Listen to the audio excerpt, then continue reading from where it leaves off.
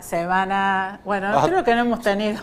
No paramos, es la semana 20 Sí. de la. Empezamos a transitar la semana 21 de Javier Milei en la presidencia, creo que no hubo ninguna. Parece esos programas de Ciro Soldán que duran todo el sábado, ¿viste? Bueno, acá toda la vida.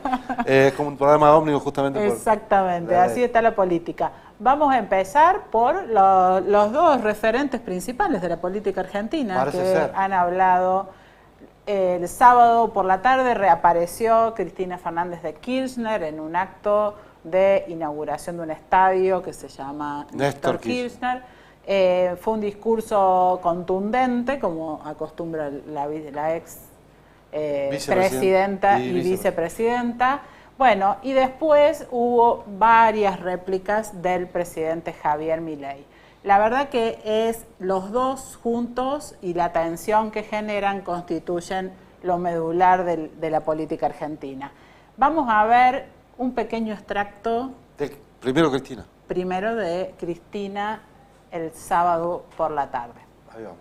Pero la verdad que cuando escuché, por ejemplo, congratularse por el déficit público, por el superávit público del primer trimestre y resulta que no pagaste el CAMESA, la energía, no pagaste las obras públicas, no pagaste lo que le debes a las provincias, no pagaste lo que le debes a las universidades. Es como ustedes en su casa, después de no haber pagado la luz, el gas, el agua, las expensas, el alquiler, la señora que trabaja, la niñera, digan, tengo un superávit. No, hermano, no tenés superávit. No es cierto, no es cierto. Mirá todo lo que debés, ¿superávit de dónde? No, no tenés superávit. Este superávit que no tiene sustento y que además plantea al déficit fiscal. Y, ojo, no quiero que digan, no estaba felicitando a los que tienen... No. Pero creer que en la República Argentina el problema es el déficit fiscal es no entender la Argentina, la economía y el mundo. De todos los países del mundo, solamente tres tienen superávit fiscal. Hasta hace poco eran 2, Dinamarca y Noruega, ahora se agregó Australia. ¿Saben cuál es el déficit fiscal más grande del mundo? El de Estados Unidos. Claro, tienen la maquinita de los dólares y unos cuantos portaaviones, con lo cual, lo curioso de todo esto es que nos quieren presentar a 21 años de la Argentina que recibimos allá el 27 de abril del 2003, las mismas políticas. El lunes se va a tratar en la Cámara de Diputados la famosa ley de bases, cuyos ejes principales son privatizaciones, reforma laboral, reducciones impositivas, etcétera, etcétera. Quiero contarles que cuando Néstor llegó a la presidencia, cuando ese 27 de abril salió segundo porque se había caído el país, la convertibilidad un año antes, todo era privado. Hasta las jubilaciones. En este país, en los 6 años que hubo superávit fiscal, gobernaba Néstor Kirchner y en el 2008, ¿quién habla? Sí, señores. Ahí está. Bueno, dijimos que había sido contundente. La claridad que tiene para exponer sus ideas es notable. Bueno, estamos con Fermín Bortele, que nos va a acompañar hoy para evaluar un poco y un poco charlar sobre este planteo y el de Javier Milei también. ¿Cómo te va, Fermín? ¿Cómo están? Bien, Gracias por invitarme. Muy bien. Bueno, ¿qué pensás de este fin de semana tan movido con discursos de ida y vuelta? Después hubo una entrevista que vamos a ver en un ratito que le hizo Horacio Cavac a Milei, donde le contesta. Probablemente empiece a recomponerse el sistema político en Argentina después de la hecatombe que produjo Javier Milei en 2023 cuando gana la presidencia. Esa victoria de Milei que trae a un outsider a la política, rompe con todas las estructuras hasta ese momento, bipartidismo inicial, bicoalicionismo después, y entonces es probable que ahora estemos asistiendo a una recomposición de las fuerzas de la oposición, que todo régimen democrático necesita y que hoy por hoy aparece todavía en un esquema de nebulosa. Indudablemente, quien hoy reconoce un capital político importante como para tomar la delantera, sin duda es Cristina Kirchner, por su pasado y por su pasado reciente, por sus ideas, porque también está planteando claramente una diferencia ideológica entre lo que Milei representa y hace y lo que ha sido el kirchnerismo en los últimos años. Entonces, la recomposición del escenario político viene en esa clave, una oposición que es necesaria, pero también en una Cristina que está hablándole a la tribuna propia, ¿no? Con un peronismo absolutamente menguado después de diciembre, con muy pocos gobernadores, ahí el poder territorial que el peronismo ha perdido es muy significativo, y entonces tratando de unificar la tropa propia, frente a también las diferencias entre la Cámpora, Kicillof, que estos días se han un poco escenificado, la idea es, bueno, tomar la delantera y salir a dos puntas, digamos, mientras que hablamos para la interna y tratamos de unificar, porque también el otro día se publicó alguna imagen de ella apelando a la unidad de una manera indirecta, bueno, también empezando a constituir un discurso opositor un poco más cerrado frente al gobierno de Milei. ¿Ella es la opositora que Javier Milei pretende tener al frente? No hay dudas. Es lo que más le conviene a Milei, es un gran favor que le hace Cristina Kirchner al gobierno de Javier Milei en un momento en el que el gobierno de Javier Milei está atravesando serios problemas. Aparte venía de la marcha, de la fortaleza tremenda de esa marcha. Absolutamente. Este discurso que acabamos de escuchar es una servida en bandeja de beneficios políticos, porque automáticamente se reactiva la reactividad que tiene la sociedad argentina contra su persona y lo que ella representa. Entonces, en este contexto puntual, en un momento en que hay un reflujo frente al gobierno de Javier Milei por la protesta social, porque se empiezan a ver claramente las consecuencias de las políticas que se han implementado, digamos, tenerla como vocera a Cristina Kirchner es un flaco favor para la oposición y claramente un enorme favor a Milei, que logra con esto ponerla en escena de nuevo, resucitando una desgracia de la política argentina, y yo diría de Occidente, que es la construcción de un campo de amigo y enemigo, ¿no? Que es en lo que normalmente transcurre la política en estos países, incluido el nuestro. Vamos a ver ahora 3 minutitos también de lo que constituyó la respuesta de Milei al discurso de Cristina. Estar financiando, cosa que ella no tenía porque su gobierno se fue con 900 de riesgo país y tenían que recurrir a la máquina de imprimir billetes. Sí. En el último año imprimieron 13 puntos del PBI, con lo cual, digo, aún si usted quisiera mentir, tiene que tener con qué. Okay. Y ellos ni siquiera tenían eso. Sí. Lo que nosotros hicimos nosotros hicimos un recorte de la obra pública, hicimos un recorte de lo que tiene que ver con las provincias, ¿sí? Sí. Es decir, digamos, lo que se llama la motosierra, hemos echado empleados públicos, hemos recortado partidas que estaban, digamos, vinculadas con la corrupción, ¿sí? Y si usted se fija, dentro de lo que es el ajuste, que, digamos, va a terminar el año siendo de 5 puntos del PBI en el TESO, sí. Usted tiene 1 punto de suba de impuestos, tiene 4 de reducción de gasto, y de esa reducción de gasto hay 0,4, o sea, un poco menos de medio punto del PBI de licuación. Quiere decir que el 90% de ajuste es motosierra. Por eso, digamos, me gustó tanto la frase de Adórnico de decir la de la motosierra permanente. Eterna. ¿Por qué? Claro, porque si nosotros frisamos el gasto público y el PBI empieza a crecer, vamos a poder empezar a eliminar impuestos y devolverle más libertad todavía a los argentinos. La expresidenta dijo que es un esfuerzo inútil el que estamos haciendo. Bueno, pero lo dice alguien que ha instrumentado el modelo más nefasto de la historia argentina, digamos.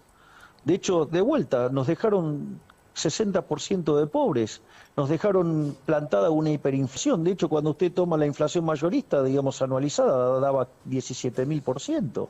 Por lo tanto, o sea, dejaron 2/3 de los chicos en la miseria. A ver, 1/3 de los trabajadores formales son pobres. Entonces, ¿de qué estamos hablando? Digo, si fueron una catástrofe como gobierno, digo, o sea, el modelo que ella defiende es el modelo que destruyó la Argentina. O sea, pasó todo el tren fantasma que fue a la plaza el otro día, salvo los chicos, son cómplices de eso, ¿no? Ahí está, 3 fantasmas, le dijo. Así A es. la marcha de la universidad, a favor de la universidad. Bueno, ¿qué te dice esto? Bueno, Milei, como decía recién, encontró aquí una posibilidad de escapar a una coyuntura absolutamente compleja.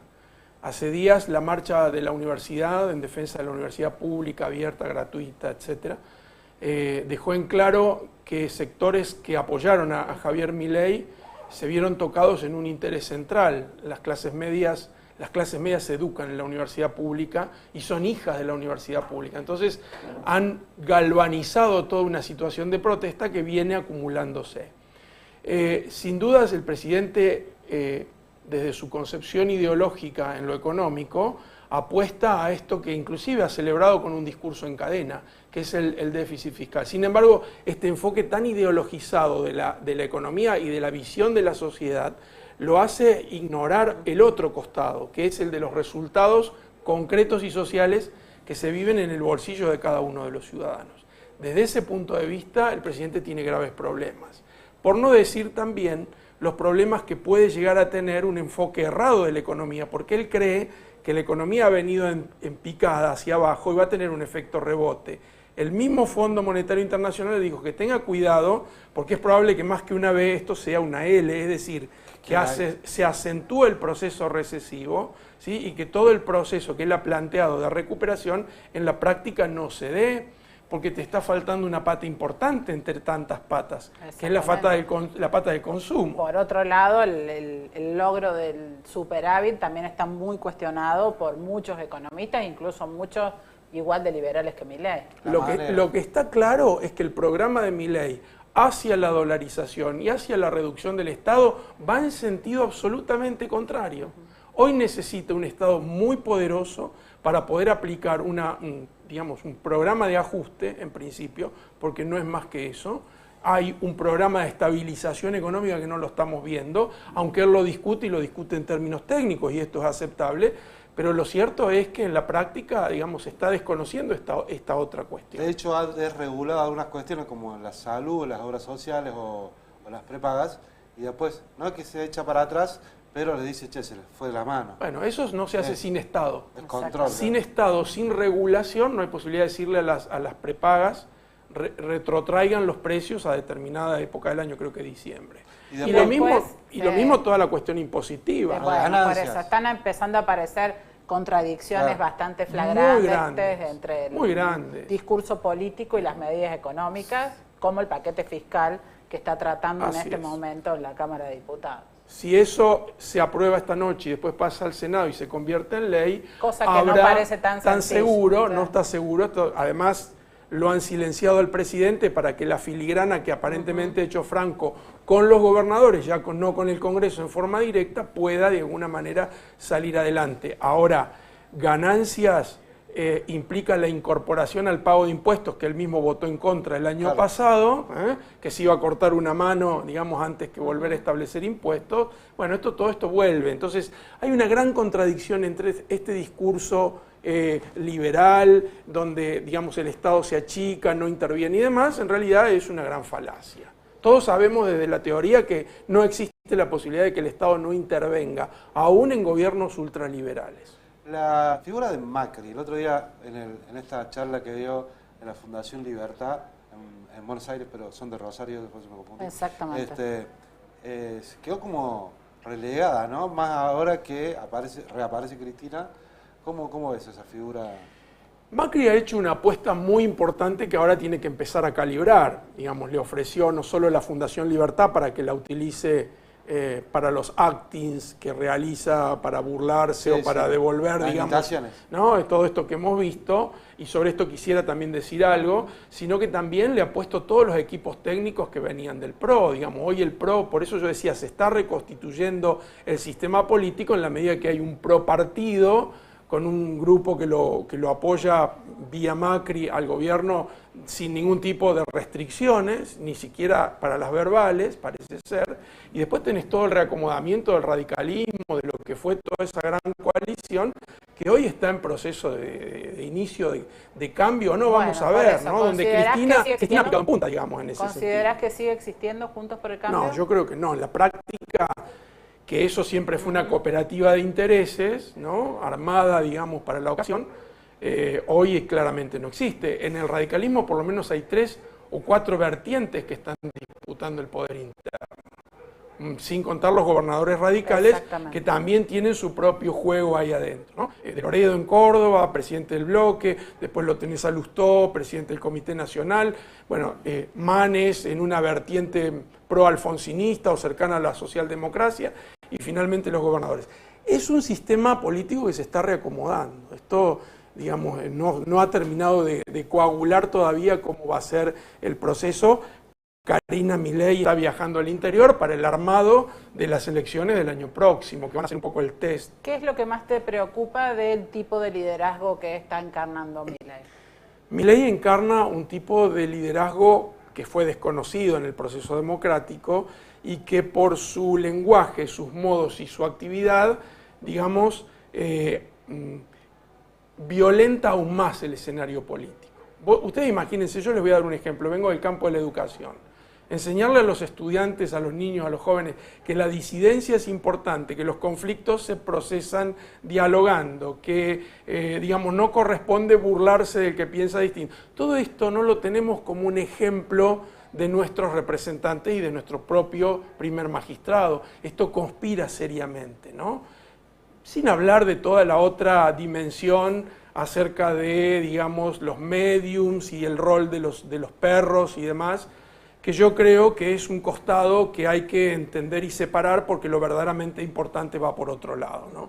Digo, pensando en medios de comunicación que han acentuado mucho estos días este tipo de cuestiones, que yo creo que claramente marcan un perfil muy particular de nuestro presidente, de su familia, de su entorno más íntimo, pero que claramente no es lo que en definitiva nos tendría que preocupar, que es la brutal transferencia de recursos que se hace hacia el sector privado en el marco de una transformación donde, digamos, hay sectores que se caen del sistema, digamos. Entonces eso sí es realmente preocupante. Un sector muy reducido del sector privado. Absolutamente. Y con un nivel de insensibilidad social, ¿no? Prácticamente se festejan los despidos, entonces eso realmente es un incremento de violencia social a la violencia que ya tenemos. Gracias, Fermín. Gracias a ustedes. Buenas noches, muchas gracias. Vamos a un pequeño corte, volvemos con otra entrevista. Así es.